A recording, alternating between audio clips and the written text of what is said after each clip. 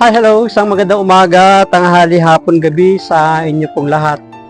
Tayo po mula itutunghay ng ating pong pagbasa para sa araw po ng Miyerkules, July 17, 2024. Hahanguin natin ng mabuting balita sa Ebanghelyo ni San Mateo, ang Kabanata 11, mga talatang 25 hanggang 27. Noong panahong iyon, sinabi ni Jesus, "Pinasasalamatan kita, Ama, Panginoon ng langit at lupa, sapagkat inilihim mo ang mga bagay na ito sa marurunong at matatalino, at inihayag sa mga may kaloobang tulad ng sa bata.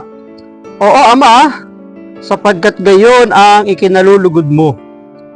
Ibinigay sa akin ng aking Ama ang lahat ng bagay, walang nakakikilala sa anak, kundi ang Ama, at walang nakakikilala sa Ama, kundi ang anak, at yaong marapating pagpahayagan ng anak." Pagpalain po ng Diyos ang pagkabasa ng kanyang mabuting balita. Ang reflection or pagsasadiwa ay hahanguin po natin sa Aklat ng Simbahay taong 2024. "Pinasasalamatan kita, Ama, Panginoon ng langit at lupa, sapagkat inilihim mo ang mga bagay na ito sa marurunong at matatalino, at inihayag sa mga may kaloobang tulad ng sa bata. Oo, Ama, sapagkat gayon ang ikinalulugod mo." Kailangan nga bang maging komplikado ang buhay? May mga pagkakataon kasi naman talaga na nagiging komplikado ang buhay sa mga dahilan kung minsan ay tayo rin ang may kagagawan. Totoo naman yun eh. Minsan di natin pwedeng isisi sa sino man, at kahit sa Diyos hindi din natin pwedeng isisi kung may mga komplikado, pagsubok, problemang kumakaharap sa ating mga buhay, sapagkat talagang tayo naman talaga ang may dahilan o tayo na rin ang gumawa.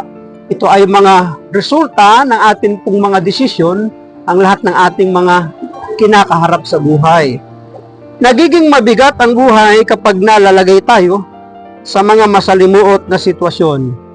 Pero ang totoo, hindi naman talaga dapat maging komplikado ang buhay. Hindi ito ang nais ng Diyos para sa atin. Ang Diyos man ay palaging may simpleng sagot sa ating mahihirap na katanungan sa buhay na kayang unawain kahit ng isang bata. Minsan kasi ang karunungan inihahayag sa may pusong katulad ng bata. Mga may kaisipang tulad ng sa bata. Minsan ang mga karunungan ng Diyos ay hindi inihahayag sa mga taong matataas ang kalooban, kundi sa mga may mabababang kalooban lamang. Sa pangungusap na ating natunghayan, ipinahayag sa atin ni Jesus na hindi natin kailangang maging mga pantas at matatalino upang maunawaan ang mga hiwaga ng Diyos. Ang kailangan lamang natin ay magkaroon ng puso o kalooban ng katulad ng isang bata. Hindi masama ang maging marunong at matalino, totoo naman. Subalit kung wala tayong payak na kalooban katulad ng isang bata, kahit ang mga simpleng katotohanan ng buhay ay maaaring maging komplikado at mahirap maunawaan. Kailangan nating lumago sa kaalaman at karunungan, ngunit ang katalinuhan na walang kababaang loob at kalinisan ng puso ay maaaring maging daan patungo sa pagiging mas komplikado ng buhay. Kaya nga napakahirap na tayo'y maging matalino, marunong, ngunit may mataas na kalooban, lalong magkakaroon ng mga komplikado na hindi magaganda sa ating mga buhay.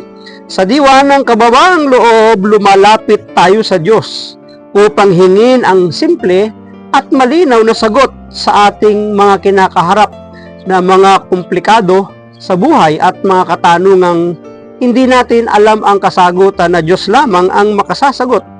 Linisin natin ang ating puso at ipapakita ng Diyos ang malinaw niyang sagot sa ating mga mararaming mga katanungan sa buhay. Maraming salamat at pagpalain po tayo ng ating Panginoon. Ang akin lamang palaging sambit, I love you with the love of the Lord. Bye-bye and bye-bye.